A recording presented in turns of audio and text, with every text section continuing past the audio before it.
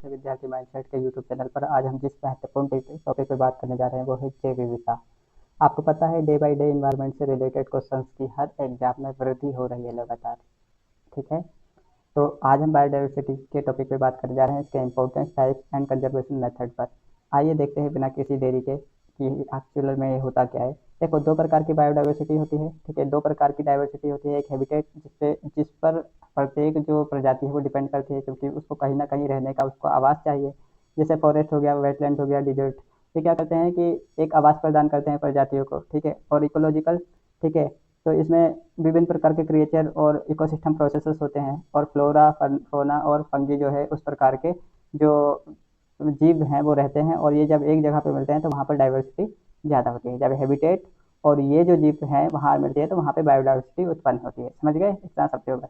आगे देखते हैं आगे क्या होता है। देखिए, एक्चुअली में इसका मीनिंग क्या है। बायोडाइवर्सिटी तो हमने शब्द देख लिया, बायोडाइवर्सिटी का मीनिंग क्या है। Variety of life forms on the earth. ठीक है, इस जो बायोडाइवर्सिटी को जो शब्द है, जो बायोडाइवर्सिटी टर्म है, उसका पहली बार जो यूज करा था वो वाल्टर जी रोजर ने 1985 में करा था।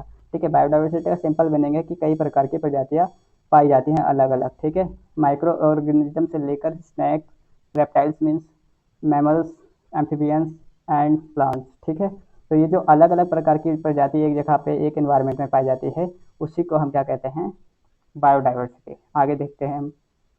देखिए, जेनेटिक डाइवर्सिटी क्या है। ठीक है, लेवल्स ऑफ डाइवर्सिटी में पहली जो डाइवर्सिटी है वो जेनेटिक डाइवर्सिटी है। जेनेटिक डाइवर्सिटी का मीनिंग बहुत सिंपल है। देखिए, एक ही प्रजाति है स्नेक, स्नेक के कई प्रकार हैं। ठीक है, कई प्रकार। ये प्रकार क्यों डेवलप हुए? क्योंकि ये अलग अलग इन्वायरमेंट में पाए जाते हैं, और जब अलग अलग इन्वायरमेंट में पाए जाते हैं तो इनकी जो मेन कोडिंग होती है, जो हमारी मौलिक इकाई होती है जीवन की, जीन होती है। तो जो जीन्स है ना इनके, इसमें परिवर्तन होता है उस पर्यावरण में रहने के लिए, अलग अलग प्रकार से इनके व्यवहार में, इनके शरीर में, इनके कलर में।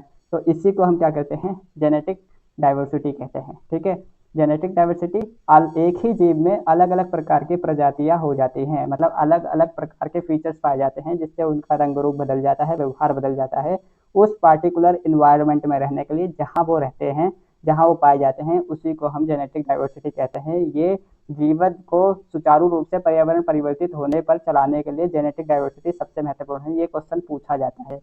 जेनेटिक डाइवर्सिटी जो है जीवन को, जैसे जैसे पर्यावरण परिवर्तित होगा, क्लाइमेट चेंज होगा या पर्यावरण में परिवर्तन होगा, अगर जेनेटिक डाइवर्सिटी किसी भी जीव में ज़्यादा है तो वो जीवित रहने में ज़्यादा सक्षम होगी।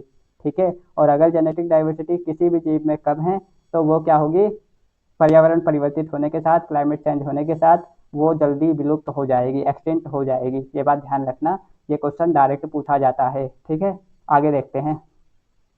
आगे आता है स्पीसीज डाइवर्सिटी। ठीक है, अभी हमने जेनेटिक डाइवर्सिटी देखा, जैसे मान लो स्नेक कई प्रकार के हैं, फिर मेंढक भी कई प्रकार के होते हैं, फ्रॉग्स। ठीक है, तो ये जो कई प्रकार के हैं, अलग अलग प्रजातियों के कई प्रकार होते हैं। ठीक है, लेकिन जब ये प्रजातियां एक क्षेत्र में, ठीक है, जैसे मेंढक भी पाया जा रहा है, सांप भी पाया जा रहा है, बंदर पाया जा रहा है, ऊँट पाया जा रहा है, वो एक क्षेत्र में पाए जा रहे हैं और ये अलग अलग प्रजातियां हैं। ठीक है, तो इसी को हम स्पीसीज डाइवर्सिटी कहते हैं। ठीक है, ये क्या होता है, जैसे पृथ्वी को हम दो भागों में बांटते हैं इक्वेटर से, तो इक्वेटर के पास ज़्यादा होती है, और जैसे ही जैसे हम भूमध्य रेखा के पास जाते हैं वो कम होती जाती है स्पेसिस डाइवर्सिटी। ठीक है, क्योंकि ऑब्वियस सी बात है, यहाँ पर जब तापमान अधिक है तो बारिश ज़्यादा होगी, बारिश ज़्यादा होगी तो पेड़ पौधे ज़्यादा होंगे, पेड़ पौधे ज़्यादा होंगे तो यहाँ पर उनका आवास जो है जानवरों का इजीली उपलब्ध होगा। लेकिन जैसे जैसे हम पृथ्वी है ऊपर की तरफ जो है जाएंगे, ध्रुव की तरफ, तो वहाँ पे तापमान बढ़ता जाएगा, और वहाँ पर कहीं ना कहीं जो प्रजातियों को जीवित रहने के लिए जो टेम्परेचर और जो खाद्यान्न और जो आवास चाहिए वो नहीं रहेगा, और हर प्रजाति वहाँ एडेप्ट नहीं हो पाएगी। इस वजह से ऊपर जाते वक्त, भूमध्य रेखा की तरफ जाते वक्त स्पेसिस डाइवर्सिटी जो है कम होती जाती है और भूमध्य रेखा के पास ज़्यादा होती है। ये भी ध्यान रखना आप। ठीक है, आगे चलते हैं हम। इकोसिस्टम डाइवर्सिटी क्या होती है? इकोसिस्टम डाइवर्सिटी का मीनिंग है कि जैसे पृथ्वी पर, पहले तो पूरा पृथ्वी एक इकोसिस्टम में डिवाइड होता है। फिर इकोसिस्टम डाइवर्सिटी ये होती है कि जैसे मान लो ग्रासलैंड है, ग्रासलैंड में अलग प्रकार की प्रजातियां पाई जाती हैं जो तेज दौड़ती हैं, क्योंकि यहाँ बड़े पेड़ नहीं होते। ठीक है, तेज दौड़ने में मतलब अलग अलग प्रकार का एडेप्टेशन होता है। ठीक है, ग्रासलैंड है, वहाँ पे पेड़ पौधे पेड़ जो है क्यों नहीं उग पाते, क्योंकि ग्रास जो है वो जब सूखती है तो ऑटोमेटिकली उसमें आग लग जाती है और पेड़ की जो जड़ें हैं वो जल जाती है। ठीक है, इस तरीके से मतलब ये एडेप्टेशन करते हैं। क्योंकि ग्रासलैंड कहाँ पाए जाएंगे, जहाँ पे पानी का वर्षा जो है वो कम होगी। ठीक है, तो इस हिसाब से सब डिजर्ट है, डिजर्ट में पानी नहीं पाया जाता, तो यहाँ के जो पेड़ पौधे होते हैं उनकी जड़ें जो है ज़्यादा ज़मीन के अंदर तक जाती है।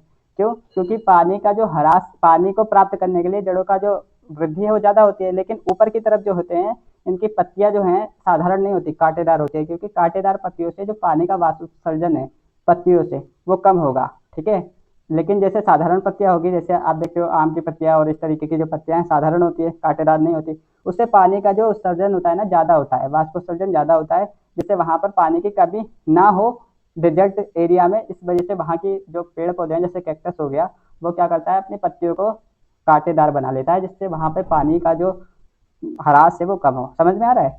तो ऐसे ही ये जो अलग अलग प्रकार के इन्वायरमेंट हैं, जो हैबिटेट्स हैं, ठीक है, जहाँ पे अलग अलग प्रकार की प्रजातियां पाई जाती हैं, तो ये जो विविधता है, जो ये डाइवर्सिटी है, इसी को हम इकोसिस्टम डाइवर्सिटी कहते हैं। ठीक है, और ये ऑलमोस्ट सारी डाइवर्सिटी का अभाव मतलब सारी डाइवर्सिटी जो पहले मैंने बताया, जो आप दो डाइवर्सिटी पढ़ के आए हो, स्पीसीज डाइवर्सिटी और जेनेटिक डाइवर्सिटी, उस पर इम्पैक्ट डायरेक्ट ही क्रिएट करती है। कौन? Ecosystem diversity. ठीक है, आगे हम चलते हैं।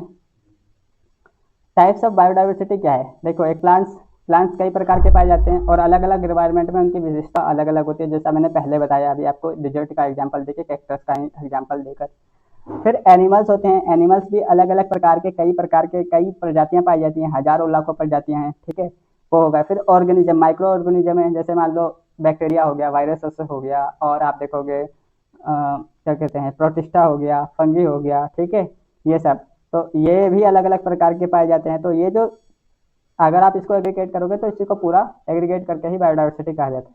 फिर इसको कई प्रकार में डिवाइड कर दिया जाता है। ठीक है, क्योंकि इनके रोल अलग है। देखो, ये स्वपोषी हैं, जो अपना खाना खुद बनाएंगे, ये जो है ये इन पे डिपेंड होंगे, ये इन पे डिपेंड होंगे। ठीक है, तो इसको हम पढ़ेंगे जब हम फूड चेन के बारे में पढ़ेंगे। ठीक है, और जब ये मर जाएंगे तो इनको ये पचा देंगे। ठीक है, तो ये ध्यान रखना।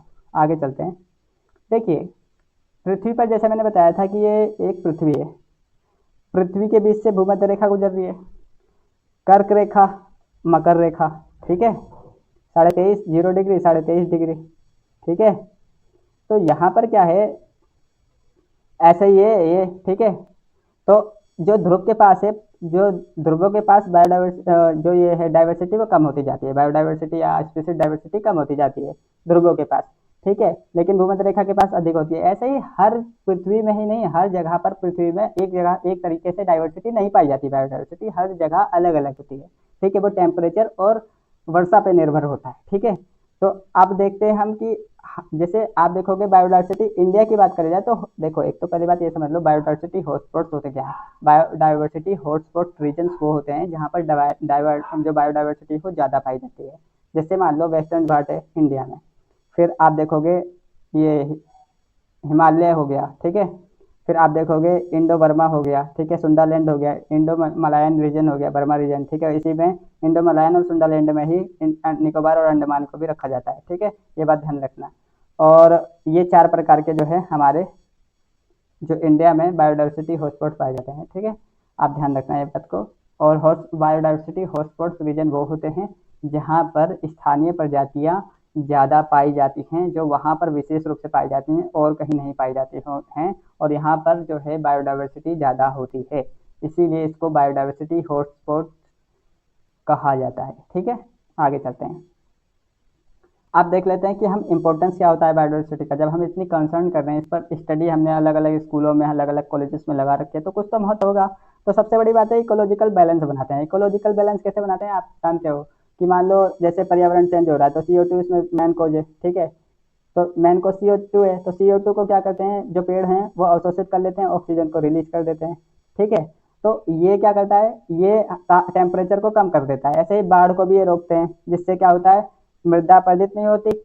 ठीक है, बाढ़ भी कम आती है। ठीक है, अगर इनकी जड़ें जो हैं, पेड़ रहेंगे तो जड़ें रहेगी, तो मृदा भी अपरदित नहीं होगी, और मृदा अपरदित नहीं होगा तो क्या होगा, जो हमारी फसल है वो अच्छी होगी। ठीक है, तो ये इकोलॉजिकल बैलेंस बनाते हैं। ऐसे ही क्या करते हैं, जो आप देखोगे वेटलैंड्स हैं, वो पानी को और जो हैजार्डस वो हैं वेस्ट, उनको कलेक्ट मतलब एक जगह डिसिल्ट कर देते हैं, मतलब उसको अलग कर देते हैं वाटर से। उसके बाद जो पानी होता है वो इजीली समुद्र में चला जाता है, जिससे समुद्र जो प्रदूषण होता है वो कम हो जाता है, समुद्री प्रदूषण। ठीक है, फूड और एग्रीकल्चर में रोल प्ले करती है बायोडाइवर्सिटी। और इससे बात है, अलग अलग प्रकार की फसलें होती हैं, अलग अलग पर्यावरण में रहने के लिए सक्षम होती हैं, अनुकूलित होती हैं, तो वो भी बायोडाइवर्सिटी की वजह से होता है। मेडिसिन नीम हो गया, आप देखोगे पीपल का पेड़ हो गया, ठीक है, नीम हो गया, यहाँ पर नीम देखोगे, ठीक है, और कई ऐसे पेड़ हैं जिनसे क्या होता है, हम कैंसर तक की दवाई बनाते हैं, ठीक है। मैंग्रोव की जो पत्तियां होती हैं या मैंग्रोव के जो पौधे होते हैं उनका भी बहुत महत्व है दवाइयों में, मेडिसिन जो इंडस्ट्री है उसमें, ठीक है। इकोनॉमिक जो वैल्यू है, ठीक है, इकोनॉमिक वैल्यू इससे ये है कि ये जो जो भी ये ऊपर हो रहा है ये खुद ही इकोनॉमिक वैल्यू को क्या करता है, डिफाइन करता है बायोडाइवर्सिटी की, ठीक है।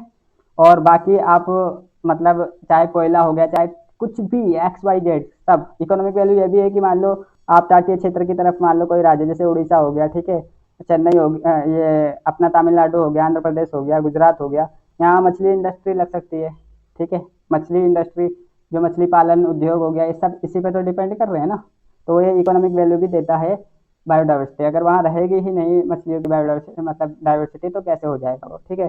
कल्चरल, हम कई पेड़ों की पूजा करते हैं, जैसे नीम के पेड़ हो गया, आप पीपल का पेड़ हो गया, अलग अलग समाज में, अलग अलग जातियों में, अलग अलग हमारी जो एथनिसिटी है उसमें अलग अलग तरीके से, जैसे आदिवासी अलग पेड़ की पूजा करते हैं, ठीक है। मीन्स ये है कि कल्चरल वैल्यू भी हैगी, ठीक है, इंडिया जैसे देशों में तो ज़्यादा है, ठीक है। आगे देखते हैं थ्रेट्स क्या हैं, खतरा किन चीज़ों से, डिफोरेस्टेशन, सबसे ज़्यादा खतरा डिफोरेस्टेशन और पॉल्यूशन से सबसे ज़्यादा खतरा है। लेकिन अगर आपको पूछे कि सबसे ज़्यादा अगर ये आ जाए लिखा हुआ है एग्जाम में, तो इसी पे टिक करना सही, क्योंकि ये हैबिटेट लॉस जो है डायरेक्ट ही विलुप्ति का कारण है। डिफोरेस्टेशन से एक बार की बच भी सकता है, लेकिन डिफोरेस्टेशन एक कोज हो सकता है कि वो हैबिटेट लॉस का, ठीक है। तो इसलिए, लेकिन अगर ये डायरेक्ट लिखा आ जाए एग्जाम में कि हैबिटेट लॉस जो है वो सबसे बड़ा कारण होता है, इसी पर टिक करना है, भले ही वहाँ पे डिफोरेस्टेशन और पॉल्यूशन है, क्लाइमेट चेंज, अगर हैबिटेट लॉस आ जाता है तो वो सबसे बड़ा क्या है, पॉइंट है वहाँ पर। थ्रेट्स अगर पूछे कि बायोडाइवर्सिटी थ्रेट्स को, मतलब बायोडाइवर्सिटी को सबसे ज़्यादा थ्रेट्स किस चीज़ से है, और इनमें 4 ऑप्शन डाले तो ये हैबिटेट लॉस को सबसे पहले टिक करना है, ठीक है। तो डिफोरेस्टेशन हो रहा है, पॉल्यूशन हो रहा है, हैबिटेट लॉस हो रहा है, क्लाइमेट चेंज हो रहा है, पोचिंग हो रही है, ओवर एक्सप्लॉइटेशन हो रहा है, इन सबसे बायोडाइवर्सिटी को खतरा है, ठीक है। आप देख सकते हो इमेजेस कैसे डिफोरेस्टेशन के बाद जो जानवर हैं वो इसमें दिखाए गए हैं इस पिक में कि थ्रेटन्स हैं, ठीक है, काफ़ी थ्रेट में है, काफ़ी चिंतित हैं इस चीज़ को लेकर। तो आप इस बात को, ठीक है, नोट करिएगा। आगे देखते हैं हम, देखिए बायोडाइवर्सिटी इन इंडिया, ठीक है। तो इंडिया भी एक मेगा डाइवर्स कंट्री है, जिसमें मेगा डाइवर्स कंट्री कौन सी है, मेगा डाइवर्स कंट्री वो होती हैं जहाँ पर बहुत ज़्यादा जो डाइवर्सिटी है वो पाई जाती है, ठीक है, उस कंट्री में। अब ब्राज़ील हो गया, ठीक है, आप देखोगे ब्राज़ील, कैरेडो, ठीक है, ये सब, ये मैंने लिख दिए हैं यहाँ पर, और मतलब एक मैप लगा दिया है, तो वो आप देख लीजिएगा, आप बोलोगे तो मैं इसको टेलीग्राम चैनल में बुला के उस पर अपलोड कर दूंगा, ठीक है। 17% पाई जाती है इंडिया में, कौन सी, वर्ल्ड जो बायोडाइवर्सिटी जो है, जो वर्ल्ड की स्पीसीज हैं उसकी 17% इंडिया में पाई जाती है, जबकि इंडिया का क्षेत्रफल 2.4 वर्ग किलोमीटर है। किससे 2.4 वर्ग किलोमीटर किसमें है, मतलब 2.4% पूरे वर्ल्ड के जो क्षेत्रफल है उसका 2.4% ही इंडिया का क्षेत्रफल है, ठीक है।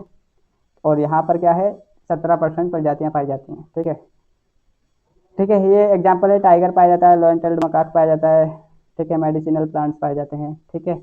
आगे देखते हैं हम, देखो 2 प्रकार के कंजर्वेशन मेथड होते हैं, बायोडाइवर्सिटी को कंजर्व करके 2 प्रकार के मेथड होते हैं। तो इन सिटू का है, जैसे मान लो एक नेचर में प्राकृतिक रूप से एक प्रजाति रह रही है लेकिन उस पर थ्रेट आ जाए, जैसे मान लो किसी जंगल में रह रही है या किसी एक प्लेस पर रह रही है, ठीक है, डिजर्ट में रह रही है, कहीं भी एक प्लेस पर रह रही है, तो वहीं पर उसको वहाँ से अलग हटा के नहीं ले जाना है, वहीं पर अगर हम उसको संरक्षित करते हैं तो वो होती है इन सिटू कंजर्वेशन, ठीक है। जैसे बायोस्फीयर रिजर्व, ठीक है, एक क्षेत्र है, मान लो जंगल है कोई, तो उसको हमने बायोस्फीयर रिजर्व घोषित कर दिया, नेशनल पार्क हो गया, सेंचुरीज हो गया, ठीक है, ठीक है, सेक्रेड ग्रोव्स हो गया, ठीक है। तो ये हो गया। एक्सिटू क्या है, हम उस क्षेत्र से जहाँ वो प्रजाति रह रही है उसको वहाँ से हटाकर किसी दूसरी जगह पर ले जाएं और वहाँ संरक्षित करने का प्रयास करें, तो इसको बोलते हैं एक्सिटू कंजर्वेशन, ठीक है। जूस हो गया, बोटेनिकल गार्डन्स हो गया, ठीक है, सीड बैंक्स हो गया। यहाँ मैंने अटैच कर दिया है एक चार्ट, इसको देख लीजिएगा। बायोडाइवर्सिटी कंजर्वेशन इंस्टीट्यूट में क्या है, प्रोटेक्टिव एरिया नेटवर्क होता है ये, ठीक है, और इसमें सेक्रेड ग्रोव्स होते हैं, सेक्रेड लेक्स होती हैं, बायोस्फीयर रिजर्व्स होते हैं, national park, wild life sanctuaries, terrestrial biosphere reserve जो होते हैं टेरेस्ट्रियल होते हैं, मैरीन होते हैं, ठीक है, ये देख लीजिएगा आप। एक्सिटू क्या है, सेक्रेड प्लांट्स होम गार्डन्स में अगर होंगे, सेक्रेड प्लांट्स, प्लांट्स यहाँ देखना, सेक्रेड प्लांट्स एक है सेक्रेड ग्रोव्स। सेक्रेड ग्रोव्स जो है वो इन सिटू में आता है कंजर्वेशन मेथड में, ठीक है। लेकिन सेक्रेड प्लांट्स जो होते हैं वो क्या होता है, एक्स सिटू में आता है, ठीक है। सीड बैंक हो गया इसमें, ठीक है। फील्ड जीन बैंक्स हो गया, क्रायो प्रिजर्वेशन हो गया जिसमें नाइट्रोजन गैस का यूज होता है और वो बहुत कम तापमान पे उत्तक, शरीर के उत्तक हो गया, अंगों को, मतलब जो भी चीज़ें उनको रखा जाता है। बोटेनिकल बोटेनिकल गार्डन हो गया, ठीक है। जूलॉजिकल गार्डन हो गया, एक्वेरिया हो गया, ये सब चीज़ एक्सिटू कंजर्वेशन में आता है। आगे देखते हैं हम। चलिए आप देख लेते हैं इंटरनेशनल एफर्ट्स क्या करे गए हैं बायोडाइवर्सिटी कंजर्वेशन के लिए। अब CBD, ठीक है, इंटरनेशनल कमिटी ने CBD कन्वेंशन बायोलॉजिकल डाइवर्सिटी 1992 में